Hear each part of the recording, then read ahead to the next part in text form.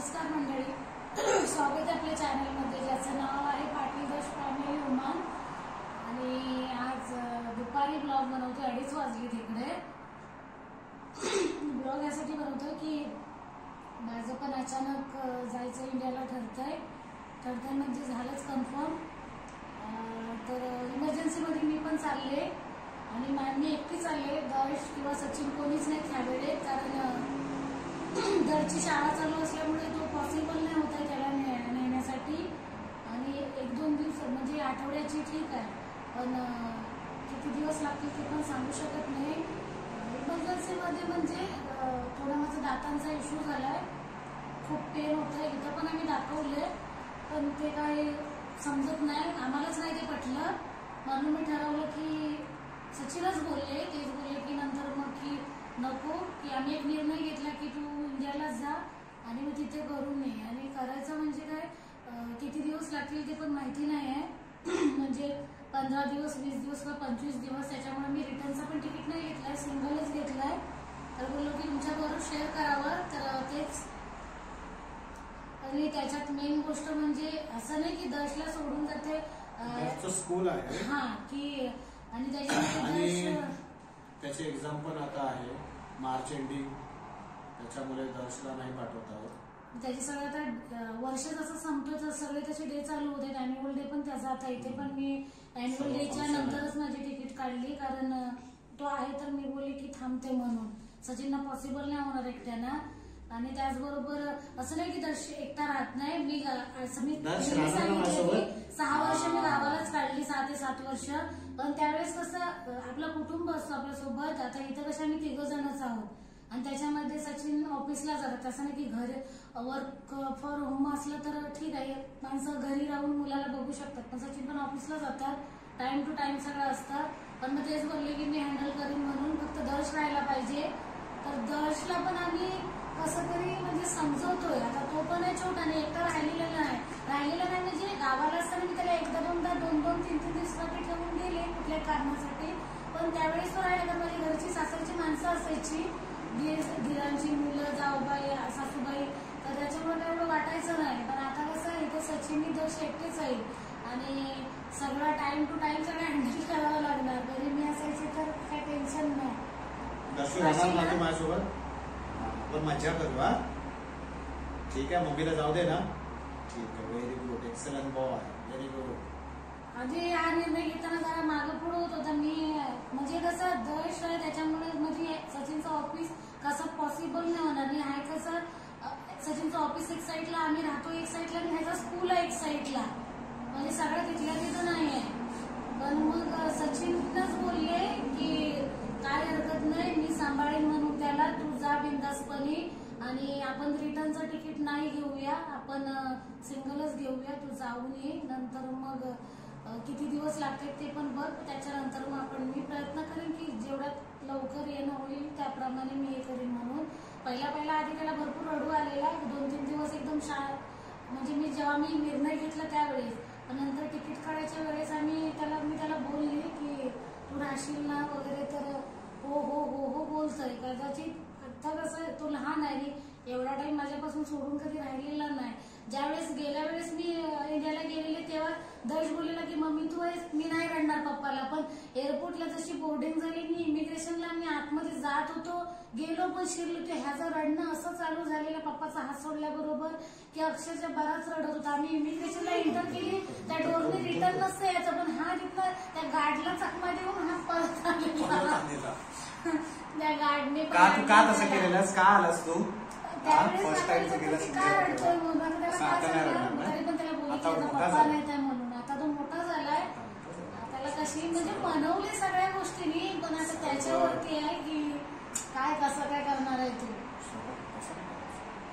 जसं आपण मजा करायचं ना, तुला मी पार्क मध्ये नेईन, तुला मी मॉल मध्ये नेईन, त्याच्यानंतर मग तुला सायकल चालवायला, तुला काय काय खायचं आहे, burger, pizza, chocolate, ice cream, vada, काय खायचं तुला, सर्व काय खायचं, ठीक आहे। आईस्क्रीम फेवरेट आहे, मग बोल मम्माला बाय. नाही, मी सकाळी तुम्ही दोघं जण बरोबर टाइम ते आम्ही उठू सकाळी टाइमात काय दर्शू सतत रोज आठवण करून देते की सकाळी लवकर उठकर सकाळची लवकर शाळा. आपलं सचिनचं ऑफिस दुपारची सुट्टी असते 2-3 तास, पण त्याच्यामध्ये पण सगळं ह्याचं व्हायला त्याच्यात पण तुझं होमवर्क पण करशील ना तू बरोबर सगळं. हो, होमवर्क पण करेल, झोपेल पण दुपारी, स्टडी त्याच्यामध्ये पण त्याच्यात करेल, टेस्ट पण आहे त्या खेळायला पण पुण्यामध्ये. जाणार. बोल 11, 13 आणि काहीतरी आहे पुढची डेट.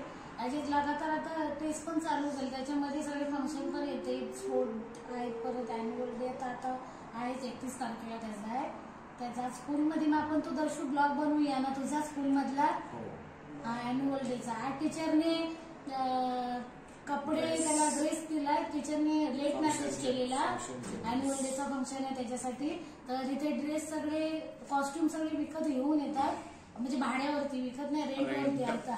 जी एक्सेसरीज वगैरे जो काही लागतो त्या डान्समध्ये ते सगळं. तर त्याच्यासाठी पैसे मागितलेले, तर लेट केल्यामुळे मग मी काही बोलले नाही सचिनना. किती आहे तरी 5 इयर ना, म्हणजे 1000 रुपये झाले ना, 1100 वगैरे असे झाले. तर ते आहेत, ते द्यायचे, तो उद्या सचिन घेऊन येतील. त्याचबरोबर तू मॉडेलिंग या सिंगिंग कॉम्पिटिशन पण आहे, डान्स हे मॉडेलिंग आहे. तिचं काय नाही ना बोली त्याच्यामध्ये. तुझ्या स्कूलमधून कुणी पार्टिसिपेट केलं नाही, त्या स्कूलमधून नाही तुझ्या क्लासमधून कुणी गेला नाही सिंगिंग मध्ये. सिंगिंग गाणं म्हणणं, गाणं म्हणणं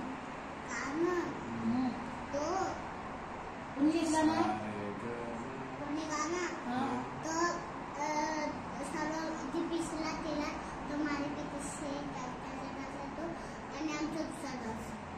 किती डान्स मध्ये पार्टिसिपेट केलंय. एकच ना. हा, दर्श आधी दुसऱ्या ग्रुपमध्ये होता, नंतर टीचरने त्याला शिफ्ट, बहुतेक तो डान्स शिकलेला नंतर शिफ्ट केलं, म्हणजे त्याची हाईट जरा छोटी झाली, मग त्याच्यातून तिने शिफ्ट दुसऱ्या ग्रुपमध्ये गेला. पण त्याने ते पण कॅप्चर केलंय बरोबर. त्याला मी विचारते की गाणं कुठलं आहे, तो काय मारिया पितासे बोलतोय, तर मला वाटतं साऊथ इंडियन आहे की मलमल पिता. मारी बोल, थोडस बोल, गाणं बोल. पण पुढचा काय नुसता मारिया पितासे, मला तो गोव्याचा गावानं बोलतो तो नाही ना कसं मारिया पितासे, कुठला पितासे, बाताशे फताशे, तर तो घेतलाय. मग तो अॅन्युअल डेचा तर ब्लॉग बनवूच आम्ही.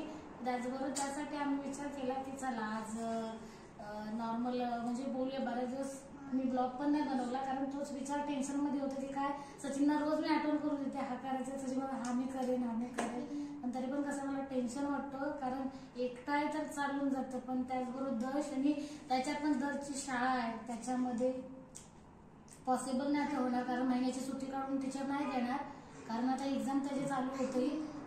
काय पाहिजे पाणी पिझ्झा मध्ये एवढा कशाला लाजायला पाहिजे. सांभाळून ठेवलं सगळं यांचा आवडून.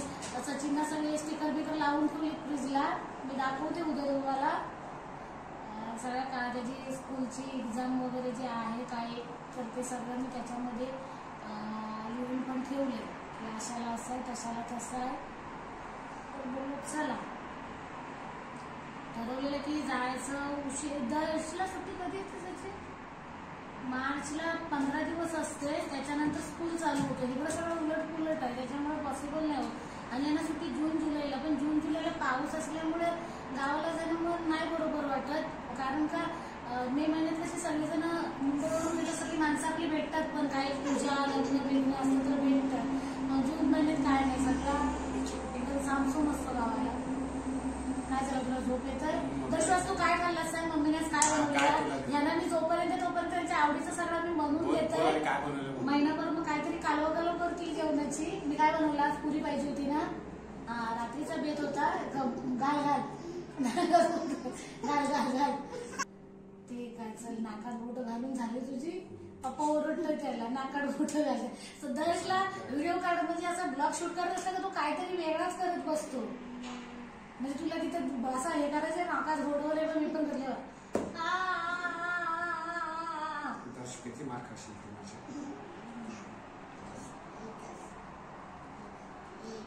डान्स करून दाखव थोडासा, इथं थोडासा दाखव डान्स करून. इथं मलमा पिता कसा करत असतो, मारिया पिता शेखर दाखव, थोडासा दाखव, थोडासा दाखव.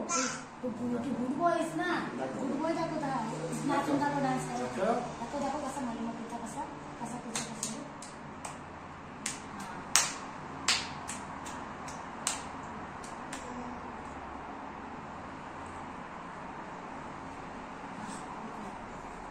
पडशील बिडशील आमच्यावरती. ओके चला मग उद्या भेटू आपण, ठीक आहे ना. चला नमस्कार बोल, नमस्कार, बाय बाय. उद्या भेटू. जय हिंद, जय महाराष्ट्र बोल. जय